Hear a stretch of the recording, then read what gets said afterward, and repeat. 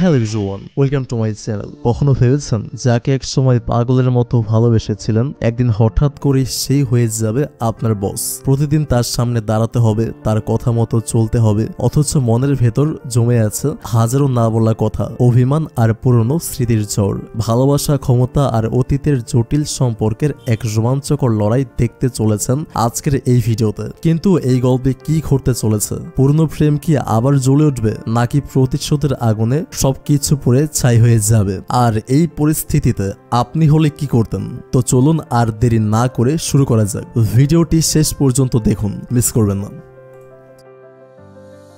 গল্পের শুরুতেই আমরা আমাদের প্রধান দুই চরিত্রকে একসঙ্গে দেখতে পাই। এই হলো আমাদের গল্পের নায়িকা তং, বয়স মাত্র 18, আর ওর সামনে দাঁড়িয়ে আছে গল্পের নায়ক ইয়ংচেন, যার বয়স সেম। তাদের মধ্যে কিছু নিয়ে বেশ বড়সড় একটা ঝামেলা চলছে। পরিবেশটা থমথমে, তং এর চোখে অস্বস্তি আর ইয়ংচেং এর চোখে অভিমান।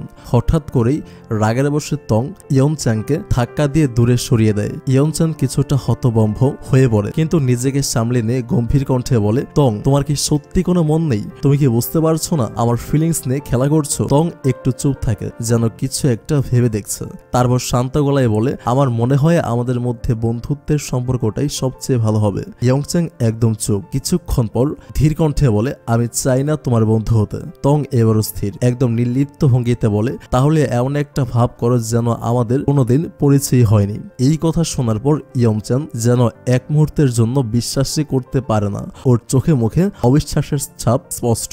কিছুক্ষণ চুপ থেকে গভীর শ্বাস নেয়, তারপর বলে, ঠিক আছে, তাহলে আমাদের মধ্যে ব্রেকআপ হয়ে গেল। এরপর কোনো কথা না বলে মন খারাপ করে ইয়ংচ্যাং চলে যায়, আর তং এক জায়গায় স্থির দাঁড়িয়ে থাকে। তং এর মুখ দেখে বোঝা যাচ্ছিল এই ব্রেকআপটা আসলে ওর নিজের মনেও কষ্ট দিচ্ছে, কিন্তু ও কিছুতেই সেটা প্রকাশ করতে চাইছে না। ইয়ংচ্যাং চলে যাওয়ার পর তং ধীরে ধীরে হাঁটতে শুরু করে। এরপর আমাদের 10 বছর পরের দৃশ্য দেখানো হয়। একটা ঘর ধীরে ধীরে ভোরের আলো ফুটছে। এখন তংলিয়ানের বয়স 28। তংলিয়ান প্রায় 10 বছর আগে সেই ব্রেকআপের ঘটনাটা স্বপ্নের মধ্যে দেখে। আজও তার ব্যতিক্রম হয়নি। ওর নিঃশ্বাস ভারী হয়ে আসে, ধর্মর করে ঘুম থেকে উঠে বসে। কিছুক্ষণ বোঝার চেষ্টা করে স্বপ্ন না বাস্তব, কিন্তু ঠিক সেই মুহূর্তে ওর ফোনটা বেজে ওঠে। তং বিরক্ত হয়ে ফোনের দিকে তাকায়। স্ক্রিনে নাম ভেসে ওঠে, ওর অফিসের বিরক্তিকর বস। আবার কি হলো, নিজেকে একই প্রশ্ন করে। কল রিসিভ করতেই ওপাশ থেকে বস একদম কোনো সুযোগ না দিয়ে বিশাল এক কাজের লিস্ট শুনিয়ে দেয়। তংলিয়ান বিরক্ত হয়ে বলে, আসলে আমি আজ অফিসে যেতে পারছি না, আমার পেটে ব্যথা, মাথায় ব্যথা, শরীর ভালো লাগছে না। তং যতটা সম্ভব নাটকীয় ভাবে কথা বলে, যেন বসের ওপর প্রভাব ফেলে, কিন্তু বসও কম যায় না। কড়াই গলায় বলে, ঠিক আছে, তাহলে আজ ওভারটাইম করলে তোমাকে 301 এক্সট্রা দেওয়া হবে। এই কথা শোনার সঙ্গে সঙ্গে তংলিয়ানের চোখ চকচক করে ওঠে। সে বলে, আচ্ছা ঠিক আছে, আমি আসছি। তংলিয়ান সকালবেলা অনেক ঝামেলা করেও অফিসে যেতে বাধ্য হয়। হাফ ঘুমন্ত অবস্থায় প্রস্তুত হয়ে এক হাতে ব্যাগ, অন্য হাতে ফোন ধরে বেরিয়ে পড়ে। অন্যদিকে অফিসের সামনে বেশ একটা উত্তেজনাপূর্ণ পরিবেশ। তংলিয়ানের বস এবং অফিসের প্রায় সব কর্মচারীরা একসঙ্গে দাঁড়িয়ে আছে, যেন কারোর জন্য অপেক্ষা করছে। তংলিয়ান অফিসে ঢুকতেই বিরক্ত হয়ে বসকে জিজ্ঞেস করে, এখানে সবাই দাঁড়িয়ে কি করছে?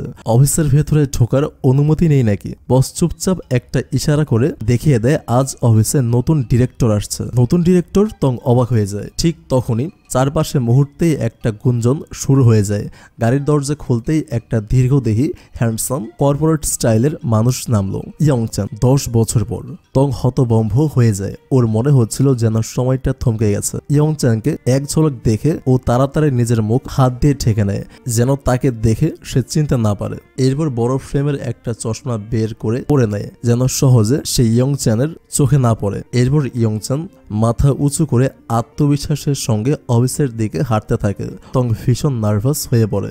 উফ, এখন যদি সে আমাকে চিনে ফেলে তাহলে তো 10 বছরের লুকিয়ে থাকার কোনো মানেই হয় না। অন্য কর্মচারীদের সঙ্গে তং ভেতরে ঢোকে, কিন্তু ওর পা যেন আটকে যাচ্ছিল। ওর ইচ্ছা করছিল কোনোভাবে পালিয়ে যেতে। ঠিক তখনই বস এসে সামনে দাঁড়ালো আর তংকে বলল, আজ তোমাকে একটা বিশেষ কাজ করতে হবে। তং বিরক্ত হয়ে বলল, বস, আমার মাথায় প্রচন্ড ব্যথা করছে, আজ আমি বাড়ি ফিরতে চাই। বস বাঁকা হাসে আর বলে, আজ যাওয়া যাবে না, কারণ ফ্যাংচিয়ান আসার কথা ছিল, কিন্তু সে ডুব দিয়েছে। নতুন ডিরেক্টরের সঙ্গে যে ডিলটা ঠিক করতে পারতো সেই নেই।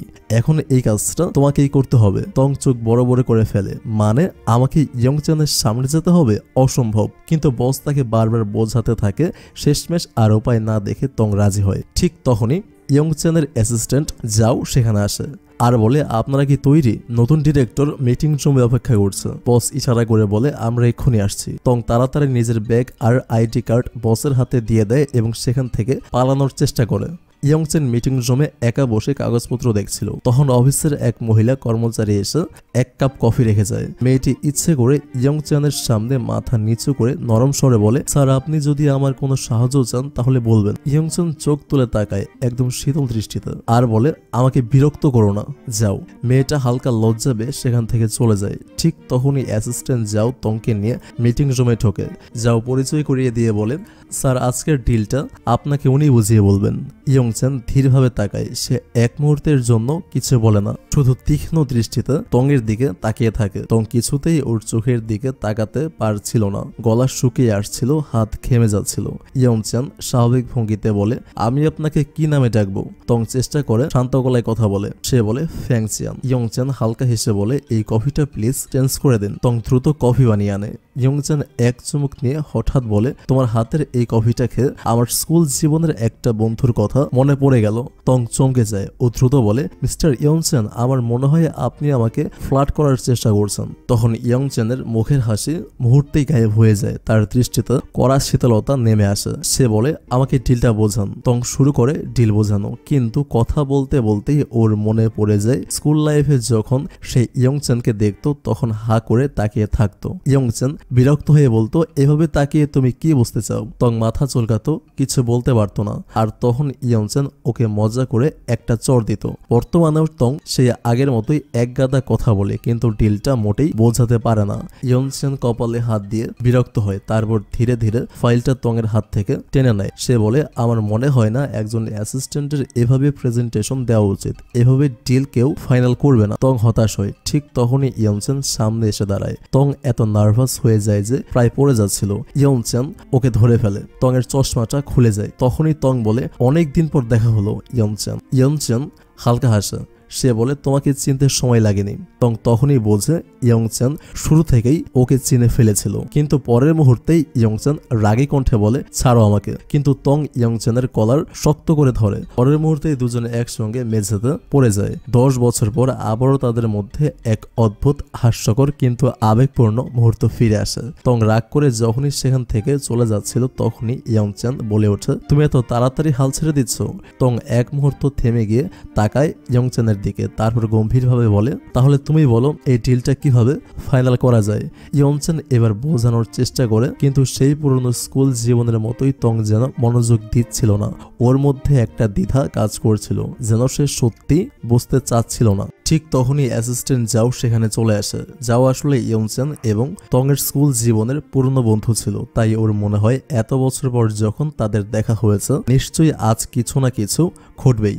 যাও হেসে বলে, আমাদের এখন এই প্রজেক্ট নিয়ে বিস্তারিত আলোচনা করতে হবে। টং তখন যাওয়ের দিকে তাকিয়ে একটু হেসে ফেলে, কারণ এবার পরীক্ষা দিতে হবে যাওকেও। আর মজার ব্যাপার হচ্ছে পুরো বোঝানোর প্রক্রিয়াটা রেকর্ড হবে যাওয়ের টেপ রেকর্ডারে। কিছুক্ষণ পরে মিটিং রুম থেকে সবাই বেরিয়ে আসে। এরপর যাও এবং ইয়ংচেনকে একসঙ্গে গাড়িতে দেখা যায়। যাও তখন মুচকি হেসে বলে, আমি টেপ রেকর্ডারটা বুদ্ধি করে তোমার এক্স গার্লফ্রেন্ড টং নিয়ানের ব্যাগে রেখে দিয়েছি। এবার ওটাকে ফেরত দিতে ও তোমার কাছে আসবেই। এভাবে তুমি ওর সঙ্গে কথা বলার একটা সুযোগ পেয়ে যাবে আর জানতে পারবে কেন ও আসলে তোমার সঙ্গে ব্রেকআপ করেছিল। ইয়ংচেন তখন রাগের চোখে অ্যাসিস্ট্যান্ট যাওয়ার দিকে তাকায়। এরপর টং অফিসে ফিরে এসে কাজে বসে, কিন্তু মনটা খুব খারাপ ছিল। হঠাৎ চেয়ারে বসতে গিয়েই ওর হাত পড়ে সেই রেকর্ডারটায়। ও বুঝতে পারে এটা ফেরত দিতে হবে। তখন যাওকে ফোন করে। যাও ফোন ধরে বলে, আমরা অফিসের বাইরে গাড়িতে অপেক্ষা করছি, তুমি এসে দিয়ে যাও। ফোনটা রেখে যাও মুচকি হেসে বলে, দেখেছো বস, আমার মাথায় কত বুদ্ধি। এবার তুমি ওকে জিজ্ঞাসা করবে কেন 10 বছর আগে হঠাৎ ও তোমাকে ঠকিয়েছিল। যেভাবে শিখিয়েছি ঠিক সেভাবেই জিজ্ঞাসা করবে। কিছুক্ষণ পর টং গাড়ির বাইরে এসে দাঁড়ায়, কিন্তু গাড়ির ভেতরে ঢুকেই চমকে যায়। ও দেখে ভেতরে যাও নয় বরং বসে আছে ইয়ংচেন। টং একটু দ্বিধা নিয়ে বলে আমি এটা জাওকে ফেরত দিতে এসেছি, ওর হয়তো পরে দরকার হবে। ইয়ংচেন ঠান্ডা গলায় বলে নেক্সট টাইম আমি ঠিক করেছি এই প্রজেক্টটা আমি করব না। তং অবাক হয়ে জিজ্ঞাসা করে কেন? ইয়ংচেন তখন গাড়ির দরজা খুলে বলে গাড়িতে উঠে আসো, কারণটা বলছি। তং একটু দ্বিধা করছিল, আসলে ও গাড়িতে উঠতে চাইছিল না, কিন্তু কারণটা জানার জন্য শেষমেশ উঠে আসে। ঠিক তখনই তংয়ের হাত থেকে রেকর্ডারটা পড়ে যায়। দুজনেই একসঙ্গে সেটা তুলতে গিয়ে মাথায় ধাক্কা লাগে। ইয়ংচেন ধীরে ধীরে রেকর্ডারটা হাতে তুলে নিয়ে বলে তুমি সত্যি রেজাল্ট জানতে চাও? তং নিঃসংকোচে বলে অবশ্যই, এটাই তো আমার কাজ। ইয়ংচেন একটু মুচকি হেসে বলে তাহলে চলো একটা গেম খেলা যাক, আমি যা জিজ্ঞাসা করব তুমি সত্যি উত্তর দেবে, তারপর তুমি আমাকে জিজ্ঞাসা করবে, আমিও সত্যি বলবো। তং কিছুক্ষণ ভেবে রাজি হয়ে যায়, কারণ এটা ছাড়া তার কোনো উপায় নেই। ইয়ংচেন প্রথম প্রশ্ন করে তুমি কি এখন সিঙ্গেল? তং একটু চমকে যায় এই প্রশ্নে, কিন্তু সত্যিটা বলে হ্যাঁ আমি সিঙ্গেল। ইয়ংচেন আবার জিজ্ঞাসা করে তোমার কি এই বছরে বিয়ে করার কোনো প্ল্যান আছে? তং সরাসরি বলে না। ইয়ংচেন এবার একটু গম্ভীর হয়ে বলে তাহলে এবার বলো তুমি আমার সঙ্গে কেন ব্রেকআপ করেছিলে? তং তখন বলে আমি তো সেই সময় তোমাকে এক্সপ্লেন করেছিলাম। ইয়ংচেন কড়া গলায় বলে তুমি সেদিন মিথ্যা বলেছিলে, আমি আজ সত্যিটা শুনতে চাই। তং এক দীর্ঘশ্বাস ফেলে বলে ইয়ংচেন এতগুলো বছর কেটে গেছে, কিন্তু তুমি এখনো আমার থেকে সেই একই উত্তরটা জানতে চাও? তুমি আসলে সেই সময় আমাকে টেকেন ফর গ্রান্টেড মনে করেছিলে, সবসময় তোমার পেছনে ছুটবো, তোমার পাশে থাকবো এটা ধরে নিয়েছিলে। যখন আমি সেই সব বন্ধ করে দিলাম তখন তুমি সেটা মেনে নিতে পারোনি। ইয়ংচেন চুপ করে থাকে, তারপর বলে তুমি আবার মিথ্যা বলছো, তুমি খেলার রুল মানোনি। তং বিরক্ত হয়ে বলে তুমি একটু বদলাওনি, আমি যেভাবেই উত্তর দেই তুমি কখনোই সন্তুষ্ট হবে না, তুমি অন্যের অনুভূতির দাম দিতে শিখোনি। পৃথিবীতে কিছু প্রশ্ন আছে যার সরাসরি কোনো উত্তর হয় না, এটা বলে তং গাড়ি থেকে নেমে যায়। ইয়ংচেন ভেবে দেখতে থাকে 10 বছর আগে সে কি আসলেই কোনো ভুল করেছিল। সন্ধ্যা হয়ে গেলে তং বাড়ি ফেরার সময় হঠাৎ এক বাইকের সঙ্গে ধাক্কা লাগতে যাচ্ছিল, কিন্তু ঠিক তখনই ইয়ংচেন ওকে ধরে ফেলে। বাইকওয়ালা হেসে বলে স্যার আপনার গার্লফ্রেন্ডের জন্য এটা নিন, রাগ ভাঙবে। ইয়ংচেন বিরক্ত হয়ে বলে সে আমার গার্লফ্রেন্ড না। তং গম্ভীর গলায় বলে 10 বছর আগে তো আমাদের ব্রেকআপ হয়ে গেছে, তাহলে এখন কেন ফুল দেবে? ইয়ংচেন একটু থমকে যায়। তং বলে আমাদের পৃথিবী আলাদা, আমাদের মধ্যে দূরত্ব রাখাই ভালো। ইয়ংচেন গভীর দৃষ্টিতে তাকিয়ে বলে আমাদের যদি দুনিয়া আলাদা হয়েই থাকে তাহলে 10 বছর আগে তুমি আমার দুনিয়ায় আসার চেষ্টা করেছিলে কেন? তং এক মুহূর্ত চুপ থেকে নিচের দিকে তাকায়, যেন মনে করার চেষ্টা করছে, তারপর শান্ত কণ্ঠে বলে সেই সময় আমি ছোট ছিলাম, বোকা ছিলাম, আর এখন এসব নিয়ে আমি ভাবিও না। ইয়ংচেনের চোখে এক ধরনের কষ্ট ফুটে ওঠে, সে ধীরে ধীরে মাথা নিচু করে ফিসফিস করে বলে সত্যিটা বলার জন্য ধন্যবাদ। তং কিছু না বলে ঘুরে দাঁড়ায়, ধীরে ধীরে হাঁটতে শুরু করে। ঠিক তখনই ইয়ংচেন হঠাৎ তংয়ের হাত শক্ত করে ধরে ফেলে। তং কিছু বুঝে ওঠার আগেই ইয়ংচেন ওকে এমন জোরে টেনে নেয় যে সরাসরি ইয়ংচেনের গায়ে পড়ে যায়। এই মুহূর্তের সময় যেন থমকে যায়, ওরা দুজন একে অপরের একদম কাছাকাছি এসে যায়। ইয়ংচেন এর উষ্ণ শ্বাস অনুভব করতে পারে তং, আর তং এর চোখে গভীর কিছু খুঁজে ফেরে ইয়ংচেন। চারপাশে নিস্তব্ধতা, শুধু দুজনের দ্রুত শ্বাস ফেলার শব্দ শোনা যায়। এই নীরবতা ভাঙবে কে? পরের দিন সকালবেলা তং কাজের মধ্যে ব্যস্ত, টেবিলের ওপর কিছু নথিপত্র সাজিয়ে রাখছে, মাঝে মাঝে কম্পিউটারের স্ক্রিনের দিকে তাকাচ্ছে। ঠিক তখনই ইয়ংচেন হঠাৎ করে ওর সামনে এসে দাঁড়ায়। ইয়ংচেনকে হঠাৎ সামনে দেখে তং একটু চমকে ওঠে, কিছুটা অবাক হয়, কিন্তু মুখে সেটা প্রকাশ করে না, তবু স্বাভাবিক থাকার চেষ্টা করে আর জিজ্ঞাসা করে কোনো দরকার ছিল? ইয়ংচেন একটু স্থিত হেসে বলে আমি মিস্টার হুয়ের কাছ থেকে কিছু জরুরি কাগজপত্র নিতে এসেছি। তং ঠান্ডা কণ্ঠে উত্তর দেয় কিন্তু মিস্টার হু তো এখন এখানে নেই। ইয়ংচেন তখন এক মুহূর্ত চুপ থেকে বলে তাহলে তোমার একটু সাহায্য লাগবে, আমার এয়ারপোর্ট পর্যন্ত ড্রপ করে দিতে পারবে? তং ভ্রু কুচকে বলে তোমার তো ড্রাইভারই আছে, সে নিয়ে যাবে না? ইয়ংচেন কাজ ছাকিয়ে বলে ও ড্রিঙ্কস করেছে তাই ড্রাইভ করতে পারবে না। তং বিরক্ত মুখে বলে তাহলে তুমি নিজেই ড্রাইভ করে চলে যাও। ইয়ংচেন কিছু না বলে হাসে, তারপর পকেট থেকে একটা বিয়ারের ক্যান বের করে চোখের সামনে খুলে নেয় আর কয়েক ঠোক খায়। তারপর ক্যানটা নামিয়ে বলে এখন আমিও ড্রিঙ্কস করেছি তাই আমিও ড্রাইভ করতে পারবো না। তং এবার সত্যি রেগে যায়, ও বুঝতে পারে ইয়ংচেন ইচ্ছে করেই ওকে জ্বালাচ্ছে, তবুও কিছু বলার আগে দীর্ঘশ্বাস ফেলে, কারণ জানে অন্য কোনো উপায় নেই। শেষ পর্যন্ত ওকে যেতে হবে এবং ইয়ংচেনের প্রত্যেকটা আদেশ তাকে মানতে হবে, তা না হলে তার চাকরি থাকবে না। এরপর দৃশ্যে দেখা যায় তং একদম চুপচাপ গাড়ি চালাচ্ছিল, ইয়ংচেন পাশের সিটে বসেছিল একদম নীরব। গাড়ির মধ্যে একটা অস্বস্তিকর নীরবতা ছড়িয়েছিল। হঠাৎ ইয়ংচেন বলে উঠল মিস্টার লু কেমন আছেন? তং একটু চমকে ওঠে, বিস্মিত গলায় বলল আমার মা। ইয়ংচেন একগালে শান্ত মুখ করে তাকায়। তং একটু কষ্ট পেলেও সেটা লুকিয়ে রাখতে চায় আর বলে ভালোই আছেন, ডাক্তার ডাক্তার বলেছিল 5 বছর বড় জোর বাঁচবে, কিন্তু এখন 4 বছর হয়ে গেছে, তবুও মা এখনো আমাদের সঙ্গে আছেন। ইয়ংচেন বিস্মিত হয়ে বলে, তুমি কি বললে? তোমার মা এত দিন ধরে অসুস্থ?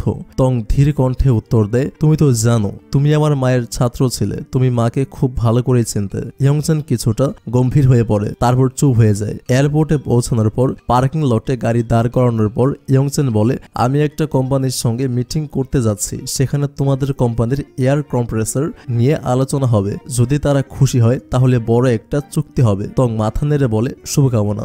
ইয়ংচেন একটু এগিয়ে গিয়ে আবার থামে, পেছন ফিরে বলে, এখন তোমাকে কি করতে হবে বুঝতে পারছো তো? তং কপাল কুচকে বলে, মানে? ইয়ংচেন চোখ শুরু করে বলে, আমার মিটিং অনেক লম্বা হতে পারে, আমি আজকে ফিরবো না, তাই আমার গাড়ির দায়িত্ব তোমাকেই নিতে হবে। তং হতভম্ব হয়ে বলে, অতক্ষণ ধরে আমি তোমার এই গাড়িটা পাহারা দেব, এটা কিসের নিয়ম? ইয়ংচেন স্বাভাবিক স্বরে বলে, তাহলে তোমার বাড়ির পার্কিং লটে রেখে দাও, আমি ফিরে এসে নিয়ে যাব। তং দীর্ঘশ্বাস ফেলে বলে, যদি গাড়ির কিছু হয় তবে আমি কিন্তু দায়ী নয়। ইয়ংচেন হাসে আর বলে, ঠিক আছে, তোমার বাড়ির পার্কিং লটে রাখো, আমি যদি ক্ষতিপূরণ দিতে হয় তাহলে দেব।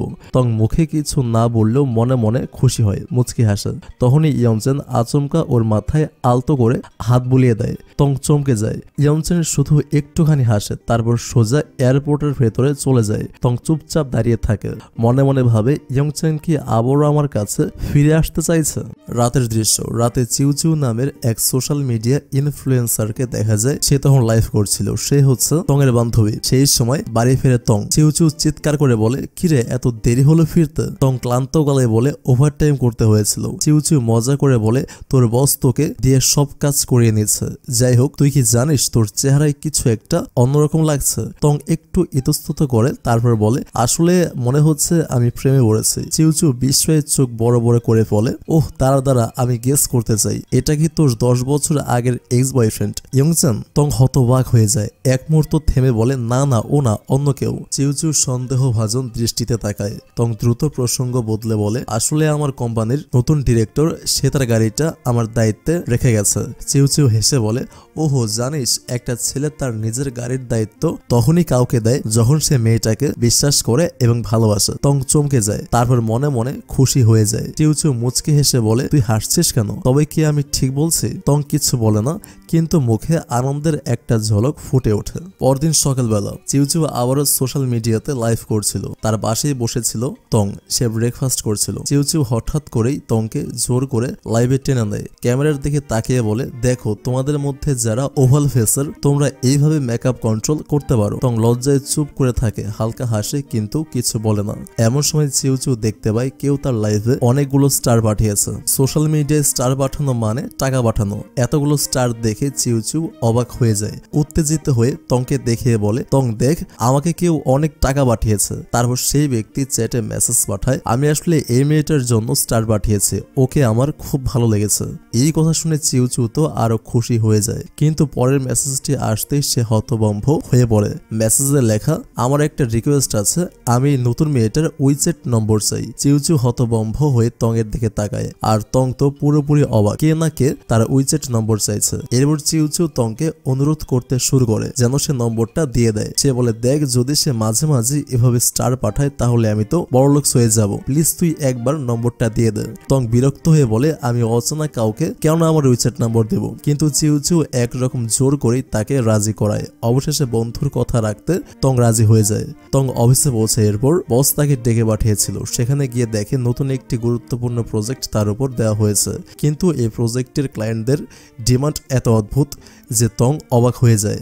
সে মনে মনে ভাবে, এতদিনে এমন ডিমান্ড কোনো ক্লায়েন্টের কাছ থেকে সে শোনেনি, তবু কাজ তো করতেই হবে। তং এক মনে প্রজেক্ট নিয়ে ব্যস্ত হয়ে পড়ে। এরপর রাতের বেলা অফিস প্রায় ফাঁকা, সবাই চলে গেছে, কিন্তু তং তখনও একা বসে কাজ করছিল। নতুন প্রজেক্টটা অনেক কঠিন, তাই রাত পর্যন্ত অফিসে থাকতে হচ্ছে। ঠিক তখনই তার ফোনে সেই অচেনা ফেক আইডি থেকে মেসেজ আসে। আমি একটু বুঝিয়ে বলছি, উইচ্যাটে যে ব্যক্তি তার নাম্বার চেয়েছিল তার বান্ধবীকে স্টার পাঠিয়ে সেই ব্যক্তি তাকে মেসেজ করেছে। আর আপনাদের বোঝার সুবিধার্থে আমি ক্লিয়ার করে দিচ্ছি, সেই ব্যক্তি আর কেউ নয়, সে হচ্ছে ইয়ংচেন। কিন্তু তার মেসেজ পেয়ে তংয়ের কিছুটা সন্দেহ হয়। সে প্রশ্ন করে, তোমার বয়স কত? ইয়নচেন উত্তর দেয় 28। তং অবাক হয়ে বলে, 28? কিন্তু তোমার প্রোফাইলে তো লেখা রয়েছে 18, এটা কিভাবে সম্ভব? ইয়নচেন হাসতে হাসতে বলে, আসলে আমার বয়স 28 হয়ে গেছে, কিন্তু মনে হয় আমি এখনো 18 বছরেই আটকে আছে। তং এবার একটু খুঁচিয়ে জানতে চায়, তুমি কি কাজ করো? ইয়নচেন উত্তর দেয়, আমি একটা কোম্পানির প্রজেক্ট ম্যানেজার। আমি নিউ এনার্জি ভেহিকলস তৈরি হচ্ছে সেই ম্যানেজমেন্টে কাজ করি। এটা শুনে তং একদম অবাক হয়ে যায়। সে বলে, তাহলে তো আমরা একই প্রফেশনে। কথাটা বলার পর ইয়নচেন একটু ভাবতে থাকে। সে মনে মনে হিসাব করতে শুরু করে, প্রকৃতপক্ষে একজন প্রজেক্ট ম্যানেজারের কি সম্ভব কোনো মেয়েকে লাইভে 1 লাখ টাকা পাঠানো? তং সরাসরি প্রশ্ন করে, একটা মেয়েকে এত টাকা হঠাৎ করে পাঠানোর কারণ কি? ইয়নচেন একটু হেসে বলে, আমি তো তোমাকে দেখে পাঠিয়েছি। আসলে আমি সিঙ্গেল, তাই আমার সব টাকা জমানোই থাকে, আর আমি খরচ করতেও ভালোবাসি, তাই পাঠিয়ে দিয়েছে। তং এটা শুনে হতবাক হয়ে যায়। সে ভাবে এত টাকা খরচ করার মতো মানুষের কাছে কি পরিমাণ টাকা থাকতে হয়। সে বিরক্ত হয়ে বলে, আমার তোমার সঙ্গে কথা বলতে ভালো লাগছে না, গুড নাইট। এটা বলেই তং লাইট অফ করে ঘুমিয়ে পড়েন। পরদিন সকাল, অফিসে এসে তং দেখে চিংফেন দৌড়ে তার কাছে আসছে। উদ্বিগ্ন স্বরে বলে, তং, আমরা যে প্রজেক্ট বানিয়েছি তার লোগোটা কেমন যেন ব্লার হয়ে গেছে। তং অবাক হয়ে যায়, এত কষ্ট করে কাজ করলো অথচ লোগোটা ব্লার। দ্রুত প্রিন্টারের মাধ্যমে কয়েকবার চেক করে, কিন্তু প্রতিবারই একই সমস্যা, লোগো একদম অস্পষ্ট আসছে। চিংফেন বলে, আমরা যদি আধ ঘন্টার মধ্যে লোগো ঠিক করতে না পারি তাহলে বড় সমস্যা হয়ে যাবে। তং চিন্তায় পড়ে যায়, এখন কি করা যায়? ঠিক সেই সময় ইয়ংচেনের ফেক আইডি থেকে মেসেজ আসে, কি করছো তুমি? তং চিন্তিত থাকায় রিপ্লাই দেয় না, কিন্তু ইয়ংচেন আবার মেসেজ করে, তোমার মন খারাপ? তং এবার পুরো সমস্যাটা খুলে বলে। ইয়ংচেন সঙ্গে সঙ্গে তার সহকারী জাওকে বলে চাংতি ইন্ডাস্ট্রির লোগোটা খুঁজে বের করতে। কিছুক্ষণ পর সে একটা একদম পরিষ্কার এইচডি পিকচার পাঠিয়ে দেয় তংকে। তং এত বড় সাহায্য পেয়ে আনন্দে ভরে ওঠে। রাতের দিকে সে ইয়ংচেনকে ধন্যবাদ জানায়। এখন থেকে ইয়ংচেনের সঙ্গে কথা বলতে তার বেশ ভালোই লাগে, কারণ মানুষটা যে সত্যি অনেক হেল্পফুল। পরদিন সকালে অফিসে এসে তং দেখে চিংফেন খুব উত্তেজিত। সে বলে, তোর জন্য একটা হট গসিপ আছে। তং কৌতূহলী হয়ে বলে, কি গসিপ? চিংফেন উত্তেজিত হয়ে বলে, ইয়ংচেন নাকি অ্যাক্সিডেন্ট করেছে। এটা শুনে তং থমকে যায়। সে বলে, কিভাবে হলো? চিংফেন বলে, কনস্ট্রাকশনের সাইটে গিয়ে দুর্ঘটনা ঘটেছে। তং দুশ্চিন্তায় পড়ে যায়। সঙ্গে সঙ্গে সহকারী জাওকে ফোন করে জানতে চায় ইয়ংচেন কোন হাসপাতালে আছে। দ্রুত সে হসপিটালের দিকে রওনা হয়। হাসপাতালে পৌঁছে সে দেখে সেখানে দুজন সিকিউরিটি গার্ড তাকে আটকে দেয়। একজন গার্ড বলে, বসের অনুমতি ছাড়া কাউকে ভেতরে ঢুকতে দেওয়া হবে না। তং বলে, আমি তো বসের কোম্পানি থেকে এসেছি, তবুও তারা যেতে দেয় না। ঠিক তখনই সেখানে একটা মেয়ে আসে। মেয়েটি গম্ভীর গলায় বলে, ইয়ংচেনকে কেউ ডিস্টার্ব করবে না। মেয়েটিকে দেখে অবাক হয়ে যায় তং। সে জিজ্ঞাসা করে, তুমি কে? মেয়েটি নির্লিপ্ত হয়ে বলে, আমি ইয়ংচেনের ফিয়ান্সে, আমার নাম রুলিন। এই কথা শোনার পর তংয়ের যেন সমস্ত পৃথিবী উল্টে যায়। ইয়ংচেন বিয়ে করতে চলেছে। মন খারাপ করে তং বলে, ইয়ংচেন এখন কেমন আছে? রুলিন বলে, তুমি কি ওর সঙ্গে দেখা করতে চাও? তং দ্রুত মাথা নাড়ে। সে বলে, না, ঠিক আছে, আপনি যখন ওর খেয়াল রাখছেন নিশ্চয়ই ও তাড়াতাড়ি সুস্থ হয়ে যাবে। রুলিন হেসে বলে, অবশ্যই, ওকে আমার থেকে ভালো আর কেউ চেনে না। তং আর কিছু না বলে চলে আসে। বেরিয়ে যাওয়ার সময় রুলিন হাসপাতালের কর্মচারীদের বলে, ভেতরে যেন সস্তার ফুল না ঢোকে, খেয়াল রেখো। রাতের দিকে তং মন খারাপ করে রাস্তায় হাঁটছিল। সে ইয়ংচেনের ফেক আইডিতে মেসেজ পাঠায়, কোথায় আছো তুমি? ঠিক সেই মুহূর্তে চিংফেন ফোন করে জানায় কোম্পানিতে একটা বড় সমস্যা হয়েছে। এটা শুনে তং আরো অবাক হয়ে যায়। তার শরীরে হঠাৎ করে খারাপ লাগতে শুরু করে। সে রাস্তার এক পাশে ব্রেঞ্চে বসে পড়ে, মাথায় ঝিমঝিম করছিল। ফ্ল্যাশব্যাকে তখন একটি দৃশ্য দেখা যায়, তারা যখন একসঙ্গে কলেজে পড়তো সেই সময়ের কথা। তং নিজের হাতে বানানো খাবার নিয়ে এসেছিল ইয়ংচেনের জন্য। ইয়ংচেনের কলেজ জীবনে তং সবসময় ইয়ংচেনকে খুশি করার চেষ্টা করত, কিন্তু ইয়ংচেন তখন তংকে অতটা গুরুত্ব দিত না। তবে একদিন ইয়ংচেন তংয়ের হাতে বানানো খাবার খেয়ে ফেলে। সেদিন তং তার কিছু বন্ধুদের সঙ্গে ক্যাফেতে গিয়েছিল। সেখানে সবাই মিলে অনেক মজা করছিল। সেই সময় চিউচিও ছিল।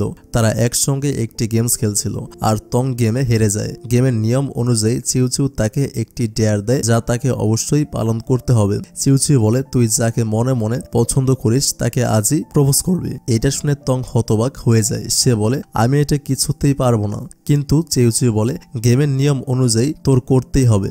এরপর চিউচিউ তংয়ের ফোন নিয়ে সরাসরি ইয়ংচেনকে কল লাগিয়ে দেয়। ঠিক তখনই ইয়ংচেন ফোন ধরে ফেলে। তং হতবাক হয়ে যায় এবং বুঝতে পারে না কি করবে।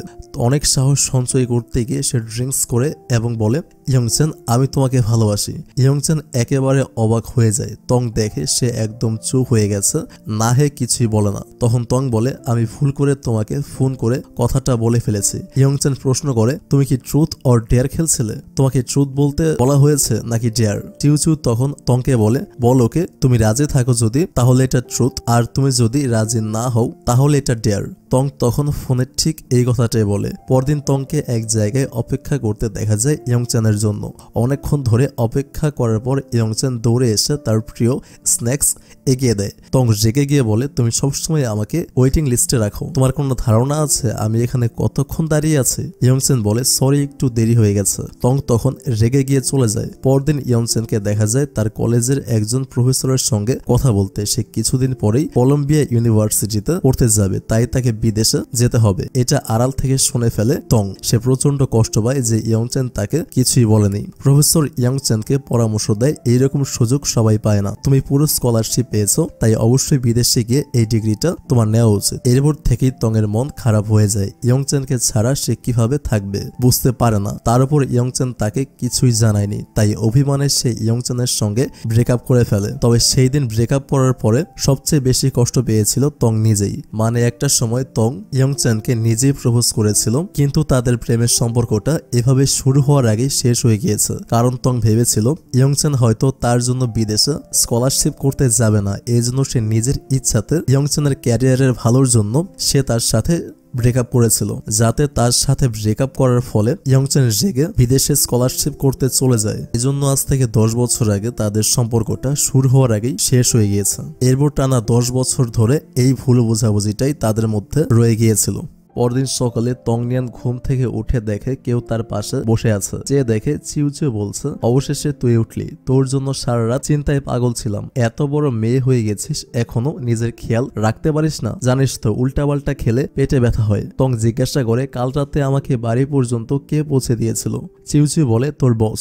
কথাটা বলে সে চলে যায় গরম গরম কফি বানাতে। কিছুক্ষণ পর চিউচিউ ওর জন্য পেট ব্যথার ওষুধ নিয়ে আসে, কিন্তু তংয়ের একদমই ইচ্ছে হচ্ছিল না ওষুধ খেতে। তং বলে, আমাকে আবার অফিসে যেতে হবে। চিউচিউ অবাক হয়ে বলে, এই শরীর নিয়েও তুই অফিসে যাবি? তং জবাব দেয়, যেতে হবে। এরপর তং অফিসে চলে যায় এবং ওর বসের কেবিনে ঢোকে। সে তখন ওর বসের জন্য কফি নিয়ে আসে, কারণ চিউচিউয়ের মুখ থেকে সে শুনেছে যে ওর বস কাল রাতে ওকে বাড়ি পৌঁছে দিয়েছে। কিন্তু আসল ব্যাপার হলো এটা সেই বস নয়, ইয়ংচেন ওকে পৌঁছে দিয়েছিল। এরপর তং নিজের কাজে মন দেয়। সেই সময় ইয়ংচেন মেসেজ করে, অনেকক্ষণ কথা হয়নি, সরি। কিন্তু তং তখন কোনো রিপ্লাই করে না। কিছুক্ষণ পর ইয়ংচেন আবার মেসেজ পাঠায়, আমার একটা পার্সোনাল প্রবলেমের জন্য তোমাকে রিপ্লাই করতে পারিনি, তাছাড়া আমার ফোনের সমস্ত ডেটা ডিলিট হয়ে গিয়েছিল, তাই খুব প্রবলেম হয়ে গিয়েছিল, সরি, তুমি কি আমাকে ক্ষমা করতে পারবে? এই কথাগুলো পড়ে তং এর মনটা একটু ভালো হয়ে যায়। সে উত্তর দেয়, ঠিক আছে, কোনো ব্যাপার না। এদিকে ইয়ংচেন তখন হসপিটালে বসে বসে তং এর সঙ্গে মেসেজে কথা বলছিল।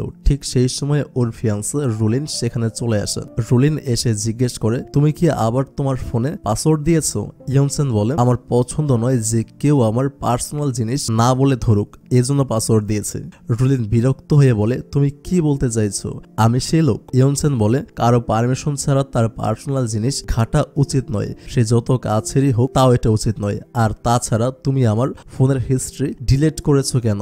যদিও আমি সমস্ত ডেটা আবারও ব্যাক করতে পেরেছি, কিন্তু এটা আমার একদমই পছন্দ হয়নি। আমি আশা করব আমার পার্সোনাল জিনিসে তুমি আর কখনো হাত দেবে না। রুলিন রেগে বলে, তুমি এখনো তং এর কথাই ভাবো তাই না? ও তো শুধুমাত্র তোমার জন্য একটা কোম্পানির এমপ্লয়ি মাত্র, এটা ভুলে যেও না। ইয়ংচেন ঠান্ডা গলায় বলে, তং ঠিক কে সেটা আমি খুব ভালো করে জানি। এই কথা বলে সে সেখান থেকে চলে যায়। এদিকে কোম্পানিতে শোনা যায় যে একটা বড় প্রজেক্টের জন্য চাংটিয়ান কোম্পানি ডিলে রাজি হয়ে গেছে। তার মানে এখন ইয়ংচেনের কোম্পানির সঙ্গে তংকে নিয়মিত কাজ করতে হবে। ওই সময় তং এর বস এসে জানায় যে চাংটিয়ান চাংতিয়ান ইন্ডাস্ট্রি থেকে বেশ কিছু এমপ্লয়ি এসেছে, তাদের যেন রিসিভ করা হয়। কিছুক্ষণ পর দেখা যায় রুলিন তার কোম্পানির বেশ কিছু অফিসারদের নিয়ে চলে এসেছে এবং অফিসে তংয়ের সঙ্গে দেখা হয়ে যায়।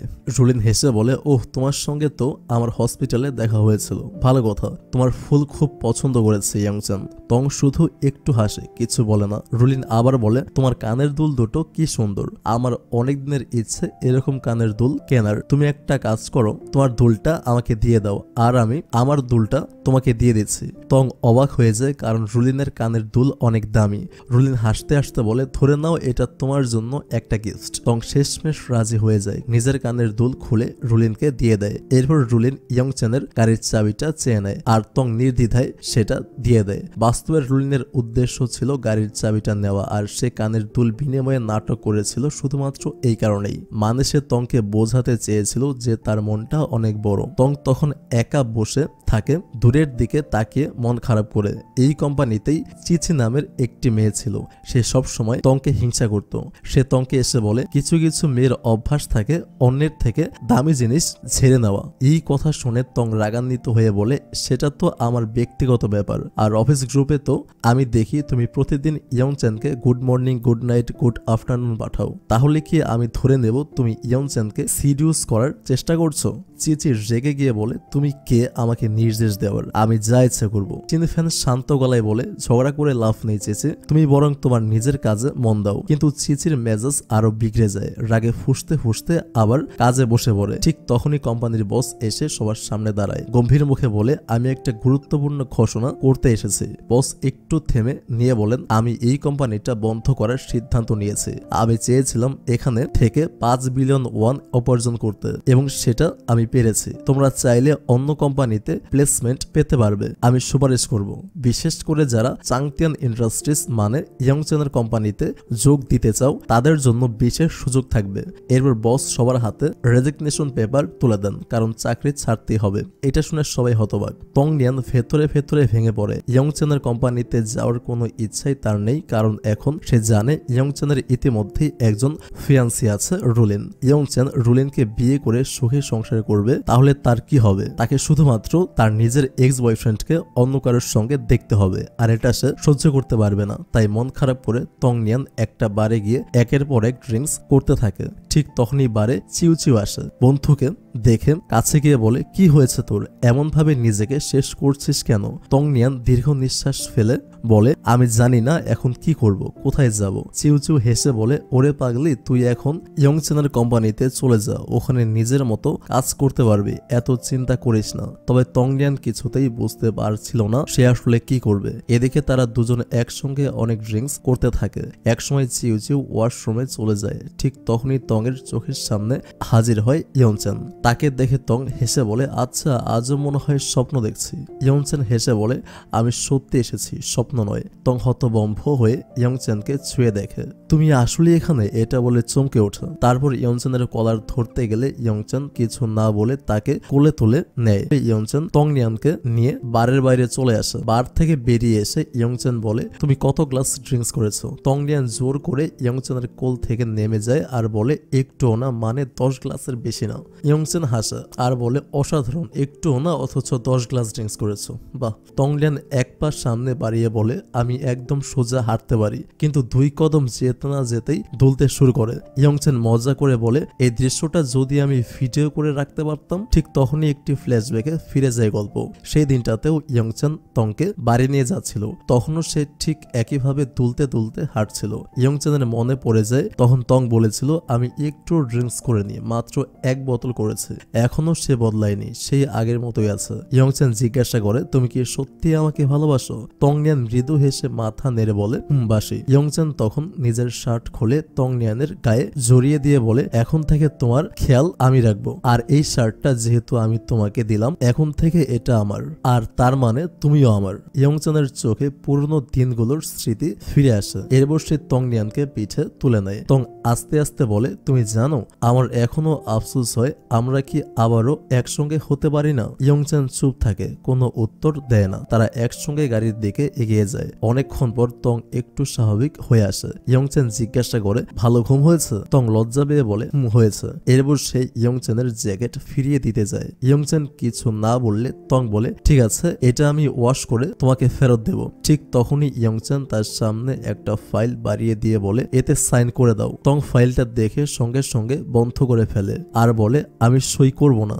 এই ফাইলটা ছিল ইয়ংচেনের কোম্পানিতে তংকে চাকরির অফার। তং রাজি না হওয়ায় ইয়ংচেন মুচকি হেসে বলে, তাহলে তোমার মাকে এই ছবিটা দেখাবো। তংনিয়ান তখন চিউচিউয়ের সঙ্গে বারে বসে ড্রিঙ্কস করছিল। তংনিয়ানের মা বারে যাওয়া একদমই পছন্দ করেন না। ইয়ংচেন এই ব্যাপারটাই কাজে লাগিয়ে তংনিয়ানকে ব্ল্যাকমেল করছিল। ইয়ংচেন তখনই তংনিয়ানের মাকে ছবিগুলো পাঠাতে যাচ্ছিল। তংনিয়ান বাধ্য হয়ে বলে, ঠিক আছে, আমি সাইন করছি। ইচ্ছে না থাকলেও তংনিয়ান পেপারে সাইন করে। তারপর বলে, এবার ফটোগুলো ডিলিট করো। ইয়ংচেন হেসে বলে, চিন্তা করো না, আমি তোমার মাকে কখনোই আপসেট করব না। তংনিয়ান বিরক্ত হয়ে বলে, তুমি আমার ব্যাপারে এত নাক গলাচ্ছ কেন?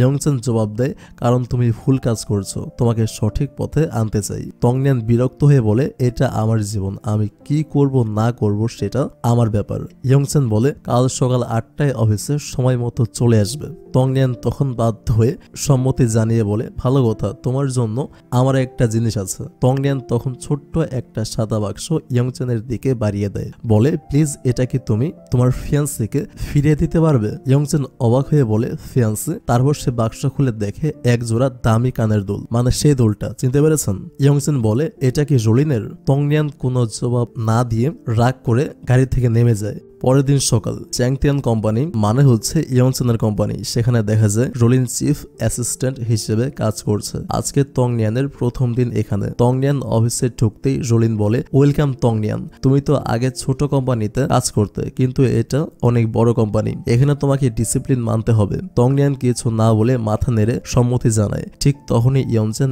এসে বলে, আমি তংনিয়ানকে সবকিছু শিখিয়ে দেব। ইয়ংচেন ঘোষণা দেয়, যারা যারা গত 1 বছরের মধ্যে বিয়ে করবে তাদের বিয়ের সমস্ত খরচ কোম্পানি বহন করবে। এটা কোম্পানির নতুন নিয়ম। একজন এমপ্লয়ি হেসে বলে, স্যার, তাহলে আপনার নামটাও কি এই লিস্টে দিয়ে দিব? ইয়ংচেন চমকে যায়, তোমাকে কে বলেছে যে আমি এই বছর বিয়ে করতে চলেছে? সেই এমপ্লয়ি চুপ করে থাকে। তখন রোলিন বলে, তুমি এত রেগে যাচ্ছ কেন? এটা তো সামান্য একটা ব্যাপার, এত মাথা গরম করার কিছু নেই। আসলে রোলিনই চারিদিকে জটিয়ে দিয়েছে যে সে ইয়ংচেনের ফিয়ান্সি, তাই সবাই ভাবে ওরা কাপল। ইয়ংচেন তখন রোলিনকে স্পষ্ট বলে, আমার ফিয়ান্সি যে কেউ হতে পারে, তবে তুমি নাও। এই কথা শুনে খুশি হয় তংনিয়ান। এতক্ষণ সে মন খারাপ করেই ছিল, ভেবেছিল ইয়ংচেনের বিয়ে ঠিক হয়ে গেছে। এরপর তংনিয়ান নতুন কিছু এমপ্লয়ির সঙ্গে পরিচিত হয়। সেলস ডিপার্টমেন্টের ডিরেক্টর চেনের সঙ্গে পরিচয় হয় তার। সাথে থাকে শাসা, যিনি সেলস ডিপার্টমেন্টের ম্যানেজার। সবার সঙ্গে পরিচিত হওয়ার পর তংনিয়ান বাসায় ফেরে। বাসায় এসে সে কোম্পানি থেকে পাওয়া একটি ম্যাগাজিন দেখতে পায়। এতে বড় বড় করে ইয়ংচেনের ছবি ছাপানো রয়েছে। তংনিয়ান অবাক হয়ে ছবিগুলো দেখতে থাকে। ঠিক তখনই ইয়ংচেন ফোন করে তংনিয়ানকে জানায়, আমি তোমার বাড়ির বাইরেই দাঁড়িয়ে আছি। তংনিয়ান জানলার বাইরে তাকিয়ে দেখে দূরে ইয়ংচেন দাঁড়িয়ে আছে। খুশি হয়ে হাত নেড়ে অভিবাদন জানাতে গিয়েই সে হঠাৎ খেয়াল করে তার হাতে সেই ম্যাগাজিনটাই ধরা রয়েছে, যার কভারে ইয়ংচেনের ছবি। মুহূর্তের মধ্যে সে ম্যাগাজিনটা লুকিয়ে ফেলে, যেন ইয়ংচেন বুঝতে না পারে সে ওর ছবিটার দিকেই এতক্ষণ মুগ্ধ হয়ে তাকিয়েছিল। ইয়ংচেন হাসতে হাসতে বলে, তুমি যে সেলস ডিপার্টমেন্টে কাজ শুরু করেছো, জানো তো এটা কত কঠিন একটা জব, তোমাকে খুব মন দিয়ে করতে হবে। তংনিয়ান মাথা নেড়ে বলে, ঠিক আছে, আমি মন দিয়েই করব। আর কোনো নিয়ম আছে? ইয়ংচেন চোখ টিপে বলে, আর কোনো নিয়ম নেই, তবে আমার একটা প্রশ্ন আছে। তংনিয়ান কৌতূহলী হয়ে বলে, কি প্রশ্ন? ইয়ংচেন মুচকি হেসে বলে, আমরা এখন তো অফিসে কলিগ হয়ে গেছি, তাহলে তুমি আমাকে আনব্লক কবে করবে? তংনিয়ান একটু হেসে বলে, 10 বছর আগে প্রথম তুমি আমাকে ব্লক করেছিলে। সে ফোন খুলে আনব্লক করতে গিয়েও শেষ মুহূর্তে করে না। তারপর ফোনে নাটকীয় ভাবে হ্যালো হ্যালো বলে, যেন কিছুই শুনতে পাচ্ছে না, এবং হুট করে ফোন কেটে দেয়। ইয়ংচেন অবাক হয়ে ফোনের স্ক্রিনের দিকে তাকিয়ে থাকে। ওর ওয়ালপেপারে তখনও তংনিয়ান আর ইয়ংচেনের স্কুল জীবনের একটি ছবি ছিল। বোঝাই যায় গত 10 বছরে ইয়ংচেন এক মুহূর্তের জন্য তংনিয়ানকে ভুলতে পারেনি। পরদিন তংনিয়ান যখন অফিসে পৌঁছায়, তখন ডিরেক্টর চেন সবার দায়িত্ব বন্টন করছিলেন। তংনিয়ান বুঝতে পারে এই অফিসে টিকে থাকাটা সহজ হবে না, বড় বরং আগের অফিসের চেয়েও কঠিন। কাজ শুরুর কিছুক্ষণ পরেই ওর ফোনে একটা মেসেজ আসে ইয়াংচেন নামে সেই ফেক আইডি থেকে। সে বলে তোমার নতুন জব কেমন চলছে। মেসেজটা পড়ে তংলিয়ান উত্তর দেয় অনেক প্রতিযোগিতা, জানি না টিকে থাকতে পারবো কিনা। ইয়ংচেন জবাব দেয় কেন ভয় পাচ্ছ। তংলিয়ান লিখে পরে কথা বলছি, এখন অনেক কাজের চাপ। ঠিক তখনই ডিরেক্টর চেন এসে ওকে একটা বড় দায়িত্ব দেয়, আজকের গুরুত্বপূর্ণ মিটিং এর দায়িত্ব। এত বড় দায়িত্ব শুনে তংলিয়ান তো হতবাক। সে জানে ভালোভাবে বোঝাতে পারার দক্ষতা তার নেই। মিটিং শুরু হতেই ভীষণ নার্ভাস। তংলিয়ানের হাত থেকে সব ফাইল মেঝেতে পড়ে যায়। মাথার মধ্যে প্রচন্ড টেনশন। বস কিছুক্ষণ অপেক্ষা করে কিন্তু তংলিয়ান সঠিকভাবে কিছুই বলতে পারে না। শেষে মিটিং না করেই বস উঠে চলে যায়। বের হওয়ার সময় ইয়ংচেনের সাথে দেখা হয়। ইয়ংচেন এক মুহূর্ত সময় নষ্ট না করেই বসকে সম্পূর্ণ প্রেজেন্টেশনটি বুঝিয়ে দেয়। তংলিয়ান দেখেও অবাক হয়। ইয়ংচেন ভালো করেই জানে যে তংলিয়ান কিছুতেই বোঝাতে পারবে না, তাই সেই সাহায্য করে দেয়। পরদিন অফিসে তংলিয়ান তার ডেস্কে একটা ডায়েরি খুঁজে পায়। অবাক হয়ে ভাবে এটা এলো কোথা থেকে। ডায়েরির পাতাগুলো উল্টে দেখে সেলস ডিপার্টমেন্টের প্রয়োজনীয় সব তথ্য এতে সুন্দরভাবে লেখা আছে। একটু ভেবে সে বুঝতে পারে এটা ইয়ংচেনের দেওয়া। প্রতিদিন ইয়ংচেন চুপচাপ একটা নতুন ডায়েরি রেখে যায় আর তংলিয়ান ধীরে ধীরে সব শিখে ফেলে। তবুও সে নিশ্চিত হতে পারে না এই ডায়েরিগুলো কে রেখে যাচ্ছে। সময়ের সঙ্গে সঙ্গে সে আরো আত্মবিশ্বাসী হয়ে ওঠে এবং বসের সামনে নিজের নতুন প্রজেক্টের ধারণাগুলো সুন্দরভাবে উপস্থাপন করতে শেখে। একদিন ইয়ংচেন তংলিয়ানকে বলে তোমার কি একটু সময় হবে, ঘুরতে যাবে। তারা দুজন একসঙ্গে বেরিয়ে পড়ে। ইয়ংচেন বলে তুমি জানো অফিসের সেই ডায়েরিগুলো আমি পাঠাতাম। তংলিয়ান হেসে বলে আমি জানি, তাই তোমাকে ধন্যবাদ জানাতেই ট্রিট দিচ্ছে। তুমি আমাকে অনেক সাহায্য করেছো। সেই মুহূর্তে চিউ তার নতুন বয়ফ্রেন্ড বাই ইয়াং এর সাথে রাস্তা ধরে হাঁটছিল। তংলিয়ান তাদের দেখে অবাক। চিউ কখনোই বলেনি তার বয়ফ্রেন্ড আছে। কিছুক্ষণ পর ওরা সবাই একসঙ্গে তংলিয়ানের বাড়িতে চলে আসে। তিনজন মিলে গল্প করতে করতে হঠাৎ বাই ইয়াং বলে আমার তো খুব খিদে পেয়েছে, তুমি কিছু রান্না করে দাও। তংলিয়ান বিরক্ত হয়ে বলে আমি কেন, তোমার গার্লফ্রেন্ডকে বলো রান্না করতে। বাই ইয়াং বলে আমি তো তোমাদের গেস্ট, তোমার রান্না করা উচিত। ইয়ংচেন ফোনে ব্যস্ত থাকায় কিছুই বলছে না, তাই তংলিয়ান বাধ্য হয়ে রান্না করতে চলে যায়। ডিনারের সবাই একসঙ্গে বসে, কিন্তু ইয়ংচেনের গোমরা মুখের কারণে কেউই স্বাভাবিক থাকতে পারছিল না। এরপর তারা সবাই মিলে কার্ড গেম খেলতে বসে। ইয়ংচেন সহজেই জিততে পারত, কিন্তু ইচ্ছে করে সে ভালো কার্ডগুলো ব্যবহারই করে না। ফলে চিউ বারবার জিতে যায়। চিউ মজা করে বলে বাই ইয়াং তুমি যদি হেরে যাও তাহলে তংলিয়ানকে কিস করতে হবে। এই কথা শুনেই ইয়ংচেন ভেতরে ভেতরে জ্বলে যায়। বাই ইয়াং ও স্বস্তিতে নেই, তবে চ্যালেঞ্জের কারণে সে অভিনয় করে যেন তংলিয়ানকে কিস করছে। এতেই ইয়ংচেন প্রচন্ড জেলাসি ফিল করে এবং ড্রিঙ্কস করতে শুরু করে। বাকিরা মাতাল হয়ে যায় আর তংলিয়ান ইয়ংচেনকে দেখে উদ্বিগ্ন হয়ে বলে তুমি ঠিক আছো। ইয়ংচেন একদম তংলিয়ানের কাছে চলে আসে। তংলিয়ান নার্ভাস হয়ে যায়, তাই সে একটু দূরে সরে যায়, কিন্তু ইয়ংচেন তার হাত ধরে বলে আমাকে বাড়ি পৌঁছে দাও। তংলিয়ান ইয়ংচেনকে বাড়ি নিয়ে যায়। সেখানে গিয়ে ইয়ংচেন হঠাৎ বলে আমি স্নান করতে যাচ্ছি। তংলিয়ান সোফায় বসে অপেক্ষা করতে থাকে। কিছুক্ষণ পর ইয়ংচেন ফিরে এসে তার খুব কাছে আসে। তংলিয়ান লজ্জায় সরে যায়, কিন্তু ইয়ংচেন বলে তুমি এখনো আমার প্রিয় স্ন্যাক্স মনে রেখেছো। তংলিয়ান অবাক হয়ে বলে তুমি এখনো মনে রেখেছো। ইয়ংচেন হেসে বলে আমি তোমার সবকিছুই মনে রেখেছি। তং ইয়ংচেনের দিকে তাকিয়ে বলে তোমাকে কিছু বিষয় ক্লিয়ার করতে হবে। এই কথা বলে তং কিছু একটা নিতে উঠে যায়। এরপর তং একসঙ্গে অনেকগুলো ড্রিঙ্কস নিয়ে আসে। আসলে সে চায় ইয়ংচেন যেন বেশি মাতাল হয়ে যায়। সে খুব সুন্দর করে একটি বিশেষ ড্রিঙ্কস বানিয়ে ইয়ংচেনের হাতে দেয়। ইয়ংচেন ড্রিঙ্কসটি দেখে বলে এটা নিয়ে আমি কি করব। তং হাসতে হাসতে বলে এটা আমি তোমার জন্য বানিয়েছি, খাও। ইয়ংচেন একটু সংশয়ে পড়ে যায়, তবে শেষ পর্যন্ত সে ঠক ঠক করে পুরোটা খেয়ে ফেলে। কিন্তু খাওয়ার পরই তার মনে হলো স্বাদটা খুবই বাজে। সঙ্গে সঙ্গে তার বমি ভাব আসতে লাগলো। সামান্য একটু খেয়েই এমন অনুভূতি হওয়ায় সে বুঝতে পারে কিছু একটা গড়বড় আছে। ইয়ংচেন সন্দেহের সুরে বলল তুমি কি এটা ইচ্ছে করে খাইয়েছো যাতে আমি সবকিছু ভুলে যাই। তং মুচকি হেসে বলে তুমি কিভাবে বুঝলে।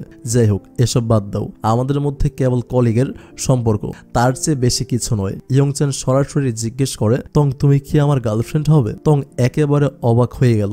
পরদিন সকালবেলা তং অফিসে ছিল। সে চিউকে ফোন করে জিজ্ঞাসা করে কাল রাতে আসলে কি হয়েছে। চিউ হাসতে হাসতে বলে তুই কি কিছু করেছিস। তং বলল না আমি কিছু করিনি, শুধু ওকে এমন একটা ড্রিঙ্কস খাইয়েছি যেটা খেয়ে ওর শরীর খারাপ হয়ে গিয়েছিল। আর জানিস ও আমাকে প্রপোজ করেছে। চিউ উত্তেজিত হয়ে বলল তুই কি হ্যাঁ বলেছিস। তং দ্বিধাগ্রস্ত ভাবে বলল আমি বলেছি আমি জানি না। এরপর তং একটি মিটিং এ বসেছিল। ইয়ংচেন যখন বোঝাচ্ছিল তখন তং অবাক হয়ে তার দিকে তাকিয়েছিল, ঠিক যেমন স্কুল জীবনে সে তাকিয়ে থাকতো। সে বুঝতে পারে ইয়ংচেনের প্রতি তার অনুভূতি বদলে যাচ্ছে। এই ভাবনায় এতটাই মগ্ন ছিল যে ফ্যাংচিন তাকে ধাক্কা মেরে বাস্তবে ফিরিয়ে আনলো। তং বুঝতেই পারলো না এতক্ষণ মিটিং এ কি আলোচনা হয়েছে। মিটিং শেষ হওয়ার পর ইয়ংচেন বাইরে বেরিয়ে আসছিল। ঠিক সেই সময় দূর থেকে রুলিন তাকে ডাকলো। রুলিন বলল, আজ রাতে তুমি কি ফ্রি আছো? আমরা একসঙ্গে ডিনার করতে পারতাম। ইয়ংচেন দৃঢ় কণ্ঠে বলল, আমাদের কেবল প্রফেশনাল সম্পর্ক, তার বাইরে কিছু না। আর এটা তং আমাকে দিয়ে তোমাকে দিতে বলেছে। রুলিন হতাশ হয়ে বলল, তুমি কি সবসময় এভাবে কথা বলবে? ইয়ংচেন বলল, যেটা আমি পছন্দ করি না সেটা কেন তুমি বারবার বলবে? এই কথা বলে সে চলে গেল। রুলিন রাগে তার হাতে থাকা কানের দুলের বাক্সটি ডাস্টবিনে ফেলে দিল। অফিসের করিডোরে হঠাৎ ইয়ংচেনের সঙ্গে তংয়ের ধাক্কা লাগে, আর তংয়ের হাতে থাকা গরম কফি ইয়ংচেনের জুতোর উপর পড়ে যায়। তং ভয়ে জমে যায়, ভেবে নেয় এবার ইয়ংচেন নিশ্চয়ই তাকে বকবে। কিন্তু আশ্চর্যের বিষয়, ইয়ংচেন কিছু না বলেই চলে গেল। এরপর অফিসে ইয়ংচেন যখন প্রজেক্ট বোঝাচ্ছিল, তং দূর থেকে তাকিয়েছিল, এতটাই মগ্ন হয়ে তাকিয়েছিল যে দেয়ালে মাথা ঠুকে ফেলে। সবাই হতবাক হয়ে তাকিয়েছিল, কিন্তু লজ্জা ঢাকতে তং অজ্ঞান হওয়ার অভিনয় করলো। ইয়ংচেন এগিয়ে এসে সবাইকে অবাক করে দিয়ে তংকে কোলে তুলে নিল। অফিসের সবাই হাসতে লাগলো। ইয়ংচেন তংকে সবাই বসিয়ে বলল, এবার উঠে পড়ো, এখানে কেউ নেই। তং এত লজ্জা পেল যে বুঝতেই পারলো না কি বলবে। সে বলল, আমি বুঝতে পারিনি, ভুল করে লেগে গেছে। রাত হলে তং আর ফ্যাংচিয়ান একসঙ্গে কাজ করছিল। ফ্যাংচিয়ান বলল, আজ আমাদের আগের কোম্পানির বসের জন্য ফেয়ারওয়েল পার্টি রাখা হয়েছে। তারা একসঙ্গে পার্টিতে যায়। বস সবাইকে ধন্যবাদ জানায়, কারণ তারা এতদিন তার সঙ্গে থেকেছে। ফ্যাংচিয়ান ও তং বসের সঙ্গে কিছুক্ষণ গল্প করে, আর তং তার সঙ্গে একটি সেলফি তোলে। পার্টির শেষে ফ্যাংচিয়ান ও তং বাইরে বেরিয়ে আসে, আর তখনই তারা দেখে ইয়ংচেন রাস্তায় দাঁড়িয়ে আছে। তং খুশি হয়ে বলল, তুমি এখানে কি করছো? ইয়ংচেন বলল, তোমাকে বাড়ি পৌঁছে দিতে এসেছি। তং শুনে একদম উচ্ছ্বসিত হয়ে গেল। সে বলল, বস হু চলে যাবে, এটা ভাবলেই মন খারাপ লাগছে। ইয়ংচেন বলল, জীবন কখনো কারোর জন্য থেমে থাকে না। তং একটু দুশ্চিন্তায় বলল, তাহলে তুমি কি একদিন সবকিছু ছেড়ে বিদেশে চলে যাবে? ইয়ংচেন বলল, এটা আমি এখন বলতে পারছি না, হতে পারে আবার নাও হতে পারে। এই কথা শুনে তং কিছুটা আশ্বস্ত হলো। এরপর তারা একসঙ্গে বাড়ির দিকে রওনা হলো। পরের দিন সকাল। তংয়ের মুড আজ দারুণ ফুরফুরে। ওর মনে হচ্ছে সবকিছুই এখন সুন্দর, কারণ এখন ওর জীবনে এমন একজন আছে যে ওকে ভালোবাসে। তাছাড়া ওর বস ওকে একটি মেডেল দিয়েছে, যা ওর আনন্দকে আরো দ্বিগুণ করে তুলেছে। তং অফিসে আসে, প্রতিদিনের মতো ব্রেকফাস্ট করছিল। ঠিক সেই সময় ও দূর থেকে শুনতে পায় কেউ একজন কথা বলছে। ও তাকিয়ে দেখে সেই চেচি নামের মেয়েটা, যার সঙ্গে আগের অফিসে ওর ঝামেলা হয়েছিল। অফিসেরই আরেকজনের সঙ্গে প্রেম করছে। ওদের লুকিয়ে কিছু ছবি সে তুলে রাখে। এরপর অফিসের দিকে যাওয়ার সময় তংয়ের দেখা হয়ে যায় এক ব্যক্তির সঙ্গে, যার নাম জেনভে। তং অবাক হয়ে দেখে এই লোকটাই হচ্ছে সেই ব্যক্তি যার সঙ্গে চিচি প্রেম করছে। কিন্তু জেনভির আচরণ তংয়ের পছন্দ হয় না। লোকটি তংয়ের সঙ্গে ফ্লার্ট করতে শুরু করে। তং বুঝতে পারে জেনভি খুব একটা ভালো লোক নয়। ঠিক তখনই ইয়ংচেন চলে আসে। সে তংকে কোনো এক কাজের বাহানায় সরিয়ে নেয়। ইয়ংচেনের চোখে মুখে স্পষ্ট উদ্বেগের ছাপ। সে বুঝতে পেরেছে এই জেনভির নামের লোকটা মোটেও ভালো নয় এবং তংয়ের প্রতি ওর কুনজর পড়েছে। কিছুক্ষণ পর ম্যানেজার সাশা তংকে ডাকে এবং বলে, জেনভির কাছ থেকে দূরে থাকো। তং অবাক হয়ে কারণ জানতে চায়, কিন্তু সাশা কিছু বলে না। তং মনে মনে ঠিক করে ও জেনভির থেকে দূরে থাকবে। তবে কিছুক্ষণ পর জেনভি নিজেই তংকে অফিসে ডেকে পাঠায়। ওর আন্ডারে থাকা কিছু প্রজেক্ট সে ক্যান্সেল করেছে, আর আরো কিছু প্রজেক্ট ক্যান্সেল করার পরিকল্পনা আছে। এই কাজের দায়িত্ব সে তংকে দেয়। তং অবাক হয়ে বলে, আমি তো সেলস ডিপার্টমেন্টে আছি, অন্যান্য ডিপার্টমেন্টের কাজ জানি না। জেনভি জোর দিয়ে বলে, তুমি এটা করতে বাধ্য। তং চিন্তায় পড়ে যায়। সে বুঝতে পারে জেনভি এমন কিছু করেছে যা উচিত নয়। তং সরাসরি বলে, আপনি যেসব প্রজেক্ট ক্যান্সেল করেছেন তা ঠিক হয়নি। জেনভি তৎক্ষণাৎ রেগে যায়। সে বলে, এটা আমার ব্যক্তিগত ব্যাপার, আর তাছাড়া আমি উচ্চ পদস্থ কর্মকর্তা। তুমি এত বড় কথা বলার সাহস কোথায় থেকে পেলে? এমন সময় সে তংয়ের দিকে এগিয়ে আসে, ওর হাত ধরতে চায়। তং সঙ্গে সঙ্গে সরে যায় এবং বুঝতে পারে সাশা ঠিকই বলেছিলেন, জেনভি সত্যি তাকে খারাপ নজরে দেখে। তং বলে, আপনি যা খুশি তা করতে পারবেন না। এই বলে ও বেরিয়ে আসে এবং সোজা ডিরেক্টর চেনের কাছে কাছে যায় যদি উনি কিছু করতে পারেন, কিন্তু চেন স্পষ্ট জানিয়ে দেন তিনি জেনভির বিরুদ্ধে কিছু করতে পারবেন না। এরপর তং অফিসের আরো কয়েকজনের কাছে যায়, কিন্তু কেউই ওকে সাহায্য করতে চায় না। সবাই জেনভির ক্ষমতা দেখে ভয় পায়। এমন সময় ইয়ংচেনের সঙ্গে তংয়ের দেখা হয়। তং ইয়ংচেনকে সব বলে এবং সাহায্য চায়। ইয়ংচেন বলে, তুমি কি সত্যি এসবের বিরুদ্ধে দাঁড়াতে চাও? তং বলে, হ্যাঁ, আমি চাই না কোম্পানির ক্ষতি হোক। অ্যাসিস্ট্যান্ট যাও তখন বলে, তং এর সাহস আছে, এটা মানতে হবে, কারণ এই ব্যাপারে কোম্পানির কেউই মাথা ঘামাচ্ছে না। অন্যদিকে জেনভি জানতে পারে তং ক্যান্সেল হওয়ার প্রজেক্টগুলো ফের চালু করার চেষ্টা করছে। সে মোটেই খুশি হয় না। সেদিন অফিস ছুটির পর তং যখন বেরোচ্ছিল তখন জেনভি ওকে ফোন করে নিজের কেবিনে ডাকে। তং বলে, আজ তো অফিস ছুটি হয়ে গেছে, কাল দেখা করব। কিন্তু জেনভি জোর করে আর বলে ওকে এখনই আসতে হবে। উচ্চপদস্থ কর্মকর্তা বলায় তং এর কিছু করার থাকে না। সে বাধ্য হয়ে জেনভির কেবিনে যায়। জেনভি প্রথমে তংকে বসতে বলে এবং উল্টাপাল্টা প্রশ্ন করতে থাকে, যা তং এর ভালো লাগে না। এক পর্যায়ে তং ওর কম্পিউটারের কাছে কিছু তথ্য বের করার জন্য এগিয়ে যায়। সেই সময় জেনভি তং এর খুব কাছে চলে আসে, যা দেখে তং আতঙ্কিত হয়ে পড়ে। তং উঠে চলে যেতে চায়, কিন্তু জেনভি ওর হাত চেপে ধরে। তং বলে, আমাকে ছেড়ে দিন, কিন্তু জেনভি ওকে ছাড়তে চায় না। সে তং এর মুখে হাত দিতে চায়। ঠিক তখনই দরজা খুলে যায় আর ইয়ংচেন প্রবল রাগ নিয়ে ঢুকে আসে। সে কোনো কথা না বলে জেনভিকে সজোরে খুশি মারে। জেনভি আকাশ থেকে পড়ার মতো চমকে যায়। ইয়ংচেন আরো মারতে যায়, কিন্তু তং ওকে আটকে দেয়।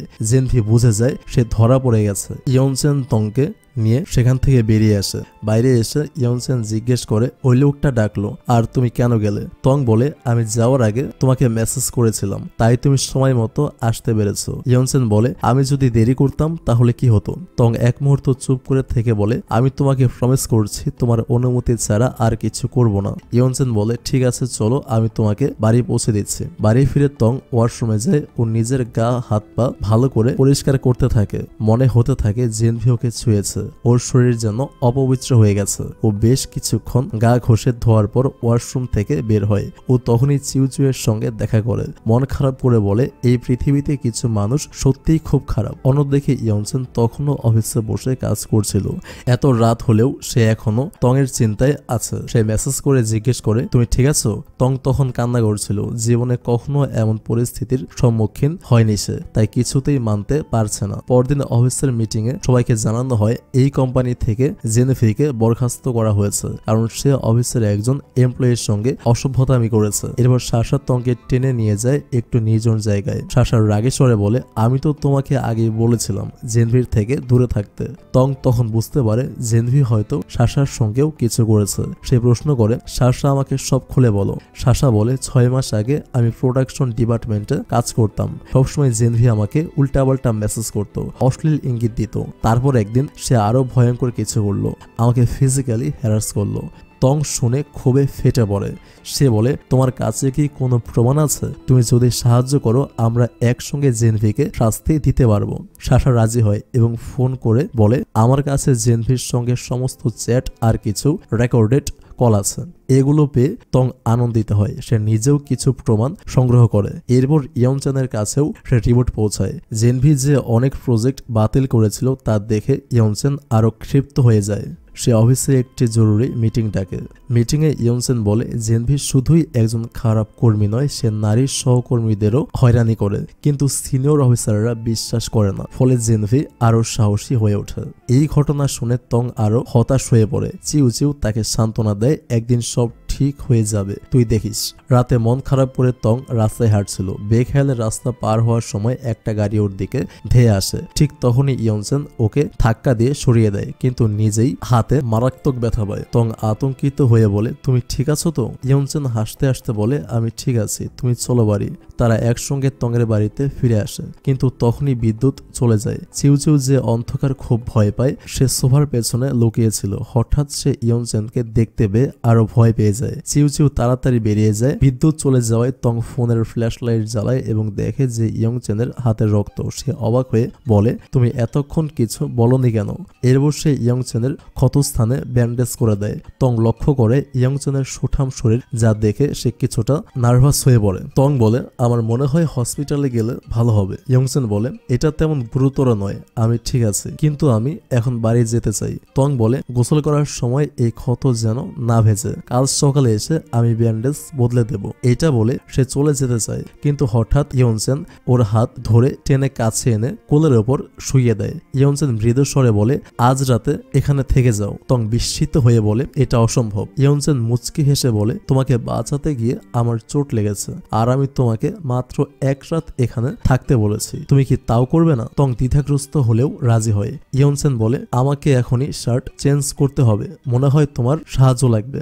তং হতবাক, ওকে কি ইয়ংসেনের শার্ট খুলে দিতে হবে? ইয়ংসেন ধীরে ধীরে বোতাম খুলতে থাকে। তং লজ্জায় লাল হয়ে যায়। তং বলে, ইয়ংসেন তুমি প্লিজ অন্য রুমে গিয়ে শার্ট চেঞ্জ করো। ইয়ংসেন একটু মজা পেয়ে হাসে, তারপর অন্য রুমে চলে যায়। ইয়ংসেন শার্ট বদলে আবার তংয়ের কাছে ফিরে আসে। তারা দুজনে আবার অফিসের সমস্যাগুলো নিয়ে আলোচনা শুরু করে। তং ইয়ংসেনকে আশ্বস্ত করে, তোমাকে এসব ভাবতে হবে না, আমি সবটা দেখে নিচ্ছি। কিছুক্ষণ পর তং বলে, এবার আমি ঘুমাতে চাই। ইয়ংসেন বলে, তুমি আমার রুমে ঘুমাও, আমি সোফাতে শুয়ে পড়বো। তং অবাক হয়ে বলে, ধুর, এটা হয় নাকি? ইয়ংসেন হাসে মুখে বলে, তাহলে কি আমরা একসঙ্গে ঘুমাবো? তং লজ্জায় লাল হয়ে গুড নাইট বলে তাড়াতাড়ি সরে যায়, আর ইয়ংসেন তখন মুচকি হেসে তাকিয়ে থাকে। পরদিন সকালে তং ঘুম থেকে উঠে টিভিতে নিউজ দেখে তাদের কোম্পানির সেই অসৎ ব্যক্তি জেনভিকে পুলিশ গ্রেফতার করেছে। তং বিস্মিত হয়ে যায়, কিভাবে হঠাৎ করে পুলিশ তাকে গ্রেফতার করলো। তখনই ইয়ংসেন জানায় সে আগেই সমস্ত প্রমাণ পুলিশ স্টেশনে জমা দিয়েছে, তাই পুলিশ দ্রুত ব্যবস্থা নিয়েছে। এখন তং চিন্তা না করে নিশ্চিন্তে অফিস যেতে পারবে। তং ব্রেকফাস্ট করতে যাওয়ার সময় মনে পড়ে সে ব্রাশ করা ভুলে গেছে। তাড়াতাড়ি ওয়াশরুমে গিয়ে ব্রাশ করতে শুরু করে। ঠিক তখনই ইয়ংসেন সেখানে এসে বলে, তুমি কি জানো তুমি যে ব্রাশটা ব্যবহার করছো এটা আমার? তং মুহূর্তে লজ্জায় পড়ে যায়, কিন্তু দ্রুত নিজেকে সামলে নিয়ে বলে, কোনো ব্যাপার না, এবং আবার ব্রাশ করা শুরু করে। ইয়ংসেন এই দৃশ্য দেখে হাসতে থাকে। অফিসে পৌঁছে তং রোলিনকে ডাকে। রোলিন এলে তং বলে, আমি জানি হয়তো তুমি ইয়ংসেনকে পছন্দ করো বা ভালোবাসো, কিন্তু আমাদের সম্পর্ক বহু বছরের, মাঝখানে অনেক বাধা এসেছে, কিন্তু আমরা একে অপরকে সবসময় ভালোবেসেছি। এখন আমরা আবার একসঙ্গে থাকতে চাই, তাই দয়া করে আমাদের জীবনটাকে জটিল করো না। রোলিন বিরক্ত হয়ে বলে, তোমার কি ভয় করছে না? আমি চাইলে এখনই তোমাকে ফায়ার করতে পারি। ঠিক তখনই পেছন থেকে ইয়ংসেন বলে, না, তুমি তা পারবে না, কোম্পানির ডিরেক্টরের অনুমতি ছাড়া তুমি কাউকে বরখাস্ত করতে পারো না। রোলিন একেবারে হতভম্ব হয়ে যায়। এরপর ইয়ংসেন তংয়ের হাত ধরে সেখান থেকে চলে যায়। সেদিন অফিস ছুটি হয়ে গেলে তারা ইয়ংসেনের বাড়িতে ফেরে। তং বেডরুমে ঢুকে অবাক হয়ে যায়। ঘরটি তার পছন্দের জিনিস দিয়ে সাজানো। সে আনন্দে পুরো ঘরে ঘুরতে থাকে এবং দেখে দুটো টুথব্রাশ রাখা, একটি তার, অন্যটি ইয়ংসেনের। সে বুঝতে পারে ইয়ংসেন চায় তংকে এখানে স্থায়ীভাবে রাখতে। তং ইয়ংসেনের কাছে এসে বলে, তুমি কি আমার জন্য সব সাজিয়ে রেখেছো? ইয়ংসেন মুচকি হেসে বলে, না, আমার ভবিষ্যৎ স্ত্রীর জন্য। তং মজা করে বলে, ওহ, আমি তো ভাবলাম আমার জন্য। ইয়ংসেন হেসে রান্নাঘরের দিকে চলে যায়। সে বেশ কিছু রান্না করে। রাত হলে দুজনে একসঙ্গে খেতে বসে। খাওয়ার সময় তং হঠাৎ করে বলে, তুমি কি জানো এতদিন তুমি আমাকে ফেক আইডি থেকে মেসেজ করতে? ইয়ংসেন হতভম্ব হয়ে যায়। তং কিভাবে ধরে ফেললো? সে কোনো কথা না বলে দ্রুত খাওয়া শুরু করে। তং ইয়ংসেনকে ধরে তার ফোন চেক করে দেখায়, আমি সব প্রমাণ পেয়ে গেছি। ইয়ংসেন অবাক হয়ে বলে, তুমি তো আমার আসল আইডিটা ব্লক করে রেখেছিলে, তাই? তং মুচকি হেসে ইয়ংসেনের কানে কানে কিছু বলে। ইয়ংসেন লজ্জায় বলে, কখনোই না। তং বলে, তাহলে আমি এক্ষুনি চলে যাচ্ছি। ইয়ংসেন দ্রুত তার হাত ধরে ফেলে আর বলে, ঠিক আছে, যা বলবে করব। এরপর দেখা যায় ইয়ংসেন খুব সুন্দর করে সেজেছে। তং চেয়েছিল ইয়ংসেন এই রূপে থাকুক। সেই রাতে তারা একসঙ্গে ঘুমায়। সকালে তং ঘুম থেকে উঠে দেখে ইয়ংসেন কাজে ব্যস্ত। তং মুচকি হেসে তাকে দেখে আর গত রাতের কথা মনে করে ব্লাশ করে। তার কাছে গিয়ে বলে, তুমি এত সকালে কি করছো? ইয়ংসেন বলে, আমি বিয়ের ভেন্যু ঠিক করছি। অফিসের নিয়ম অনুযায়ী 6 মাসের মধ্যে বিয়ে করলে সব খরচ অফিস বহন করবে, তাই ভাবছি তাড়াতাড়ি বিয়েটা সেরে ফেলি। তং অবাক হয়ে বলে, তুমি তো কোম্পানির ডিরেক্টর, এটা কি ঠিক? এরপর তং ইয়ংসেনের পুরনো কিছু টি শার্ট পরে, যা তাদের স্কুল জীবনের স্মৃতি মনে করিয়ে দেয়, যদিও এখন সেই জামাগুলো ইয়ংসেনের গায়ে ছোট হয়ে গেছে। তারা একসঙ্গে হাঁটতে থাকে এবং তং বলে, তুমি কখনো জানতে চাওনি আমি সেদিন ব্রেকআপ করলাম কেন? ইয়ংসেন বলে, আমি জানি, নিশ্চয়ই কোনো কারণ ছিল, তুমি কষ্ট পেয়েছিলে তাই ব্রেকআপ করেছিলে। তং হাসে আর বলে 10 বছরে তুমি একটুও বদলাওনি। আমি শুনেছিলাম তুমি কলেজের প্রফেসরের সাথে বিদেশে যাওয়ার পরিকল্পনা করেছিলে, সেটা আমি মানতে পারিনি, তাই তোমার থেকে দূরে চলে গিয়েছিলাম। ইয়নচেন অবাক হয়ে বলে তুমি সত্যি ভেবেছিলে আমি তোমাকে ছেড়ে বিদেশে চলে যেতাম? তং মাথা নিচু করে বলে হ্যাঁ, পরে জানলাম তুমি বিদেশে যাওনি, কিন্তু তখন লজ্জায় তোমার সামনে আসতে পারেনি। ভাবলাম তুমি নিশ্চয়ই আমার কাছে আসবে, কিন্তু তুমি এলে না। আর দেখতে দেখতে 10টা বছর কেটে গেল। ঠিক তখনই ইয়নচেনের মা ফোন করে। ইয়নচেন বলে আমি এখন তোমার ছেলের বউয়ের সঙ্গে আছি। তং লজ্জা পেয়ে চলে যেতে চায়, কিন্তু ইয়নচেন তার হাত ধরে টেনে নেয় এবং শক্ত করে জড়িয়ে ধরে বলে আমি তোমাকে ছেড়ে আর কখনো কোথাও যাব না। ফ্ল্যাশব্যাকে দেখানো হয় কিভাবে সেদিন ভুল বোঝাবুঝির কারণে তারা বিচ্ছিন্ন হয়ে গিয়েছিল। যদি তারা সেই সময় নিজেদের মধ্যে কথা বলে বিষয়টা পরিষ্কার করত, তাহলে এই 10টা বছর কষ্টে কাটাতে হতো না। আর এই ড্রামাটা আমাদেরকে এটাই শিক্ষা দেয় যে যে কোনো সম্পর্কের মধ্যেই ভুল বোঝাবুঝি আসতে পারে।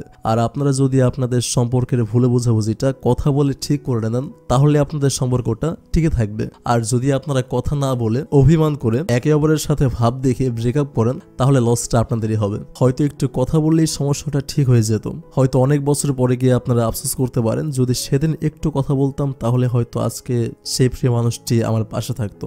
এভাবে আফসোস করার চেয়ে শুরুতেই ভুল বোঝাবুঝিটা কথা বলে ঠিক করে নেওয়া উচিত। এই ড্রামাটা আমাদেরকে এটাই শেখায়। তো যাই হোক, ফাইনালি একটা হ্যাপি এন্ডিং এর মাধ্যমে আজকের এই ড্রামাটা এখানেই শেষ হয়। তো কেমন লেগেছে আজকের ভিডিওটি সেটা কমেন্টে মাস্ট বি জানাবেন। থ্যাংক ইউ সো মাচ ভিডিওটা দেখার জন্য। Take love and please wait for next video. আল্লাহ হাফেজ।